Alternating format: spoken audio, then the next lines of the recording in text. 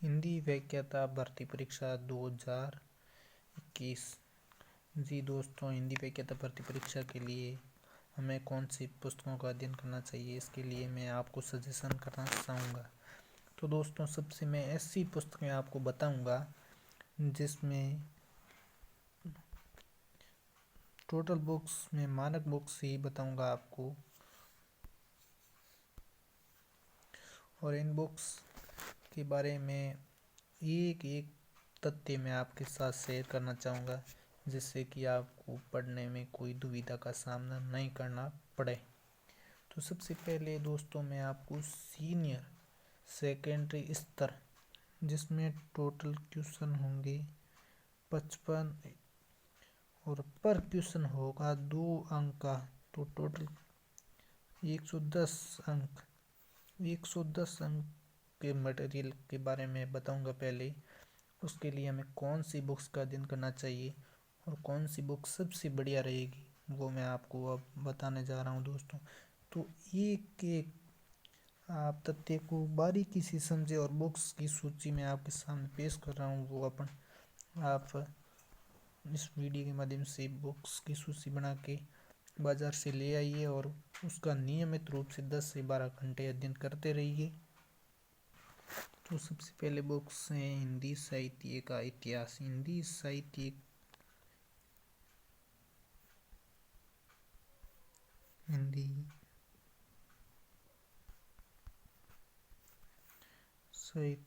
का इतिहास। हिंदी साहित्य का इतिहास के लिए हमें पुस्तक पढ़नी है नेट का सेकंड पेपर। कौन सा? नेट का सेकंड पेपर। और इसका विशेष ध्यान रखना है कि नेट सेकंड पेपर आप प्रतियोगिता साहित्य का ही लाएं, अन्यथा दूसरी बुक्स नहीं लाएं। और इसके अलावा मैं 2 और बुक्स आपको सजेशन करूंगा दोस्तों। नेट सेकंड पेपर के अलावा आप ये सरस्वती पांडे की बुक्स पढ़ लो। ये पुस्तक पढ़ो। आप ये रामचंद्र शुक्ल की हिंदी साहित्य का इतिहास, ये बुक्स पढ़ो। इन दोनों में से कोई एक पुस्तक आप पढ़ सकते हो जो आपको और भी गहराई तक लेके जाएगा। शायद मेरे अनुसार मैं आपको सजेशन करना चाहूँगा कि आप नेट सेकंड पेपर पढ़ रहे हो तो उसके साथ में रामचंद्र शुक्ल की बहुत बड़ी बुक से आप इतना टाइम मैनेज नहीं कर पाएंगे। इससे बेटर है कि आप सरस्वती पांडे की पुस्तक आती है लगभग 290 पेज की। ये बुक्स बहुत ज़्यादा सफिशिएंट रहेगी। और अपन क्या है, जैसे इनमें से काफ़ी हद तक अपन लगभग 55 क्वेश्चन आएंगे और उसमें से ज़्यादातर मोस्टली क्वेश्चन अपन कर लेंगे, लगभग 2-3 क्वेश्चन को छोड़ के। इसलिए आप इन दोनों नेट सेकंड पेपर के साथ सरस्वती पांडे की पुस्तक ही पढ़ें, मेरा आपको यही सजेशन रहेगा।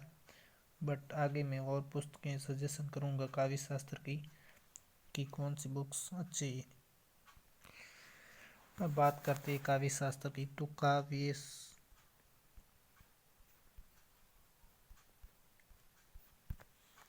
काव्य शास्त्र के टोटल क्वेश्चन आएंगे 10। ठीक है, तो 10 क्वेश्चन 20 नंबर के हैं। इसलिए आप काव्य शास्त्र के लिए 2 ही बुक्स पढ़ें। एक है मनोज कुमार मिश्रा की बहुत ही ज़्यादा सफिशिएंट बुक है, और इसके साथ में आप एक अलंकार परिजात, इन दोनों नरोत्तम स्वामी की स्पेशल दोस्तों ध्यान रखें, नरोत्तम स्वामी की ही बुक्स ही आपको लानी है। किसकी लानी है दोस्तों? नरोत्तम स्वामी की स्पेशल आप ध्यान रखिए, नरोत्तम स्वामी की ही बुक्स ही आपको लेके आनी है। इन दोनों बुकों को आप पढ़ लो। छोटी छोटी बुक्स हैं, ज़्यादा कोई जितनी बड़ी बुक्स नहीं है, लगभग 100-150 पेज की बुक्स आती है। इसलिए आप दोनों आराम से पढ़ सकते हो 3 से 4 दिन के अंदर मैक्सिमम टाइम। तो आराम से पढ़िए और 10 नंबर श्योर दोस्तों आपके क्लियर हो जाएगा, ये मेरी गारंटी है। आप विश्वास कर लीजिए और आज ही ला के आप पढ़ना शुरू कर दीजिए। इससे आगे और भी बुक्स मैं आपको सजेशन करूँगा। अब बात करते हैं हिंदी व्याकरण। हिंदी व्याकरण की बुक्स के लिए आप सबसे पहले तो आप शॉर्ट और एकदम आपको सरलता से समझ में आ जाएगी वो बुक्स है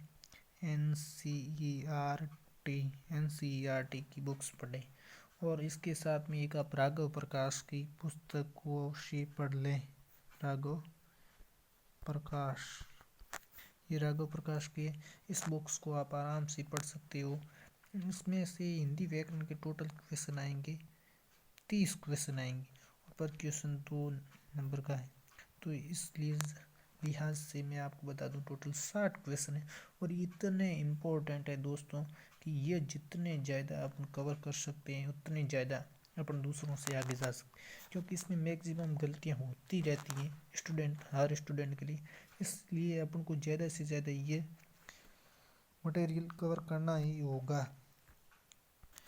एक और दोस्तों बुक्स है अभिव्यक्ति और जन संसार माध्यम।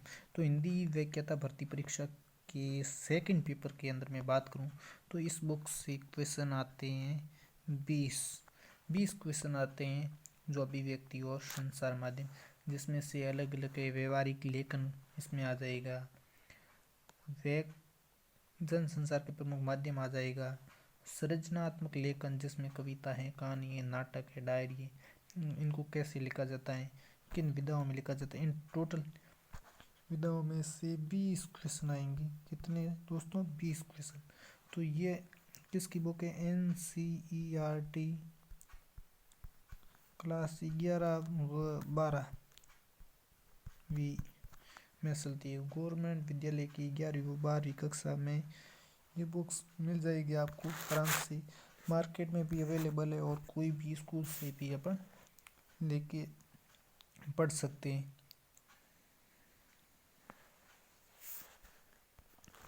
और दोस्तों मैं आपको बताना चाहूँगा कि हमें कक्षा 11वीं एवं 12वीं की टोटल 4 बुक्स 11वीं की और 4 बुक्स 12वीं की, तो टोटल 8 बुक्स पढ़नी है, जो आरो और वितान दो, ये आरो फर्स्ट आरो सेकंड, वितान फर्स्ट और वितान सेकंड। इसी तरह अंतरा फर्स्ट और अंतरा सेकंड और अंतराल फर्स्ट और अंतराल सेकंड, ये क्वेश्चन इन बुक्स को इतना पढ़ना है कि इसमें लगभग 35 क्वेश्चन आएंगे परीक्षा में और 35 में से 34 जो क्वेश्चन स्टूडेंट कर लेगा 100% वो भी इसके में बहुत रेस में आ गए, क्योंकि ये फैक्ट रटने वाली बुक्स हैं। एक एक तथ्य को स्टूडेंट जोर लगा के रटेगा और इसमें ना मात्र की गलती होने की उम्मीद है। इसलिए दोस्तों इसको जितना ज़्यादा हो सके उतनी बार पढ़ें और एक एक फैक्ट तथ्य को याद करते हुए समझते हुए हमें पढ़ना है, क्योंकि एक एक क्वेश्चन ये हमको लीड दिलवाएगा अन्यों से। इसलिए हमें विशेष ध्यान रखते हुए इन बुक्स का अध्ययन करना चाहिए। और दोस्तों अब मैं आपको आगे शैक्षिक मनोविज्ञान के बारे में कौन सी बुक्स पढ़नी है वो मैं बताऊंगा। ये है शिक्षा मनोविज्ञान। ये धीर सिंह धाबई धीर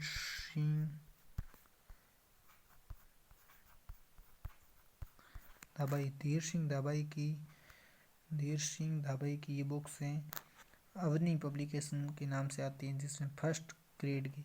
इसमें दोस्तों 20 क्वेश्चन तो आएंगे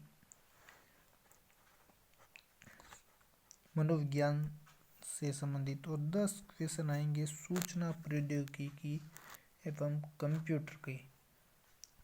तो टोटल क्वेश्चन 30 आएंगे और 30 क्वेश्चन के लिए ये बुक्स, इससे अन्य जितनी भी बुक्स हैं इससे बढ़िया कोई बुक्स नहीं, इसलिए अन्य बुक्स को ही मेरे अनुसार आप लें और इसी के माध्यम से अध्ययन करें, जिससे कि आपको बार बार नई बुक्स देखने की आवश्यकता नहीं पड़े।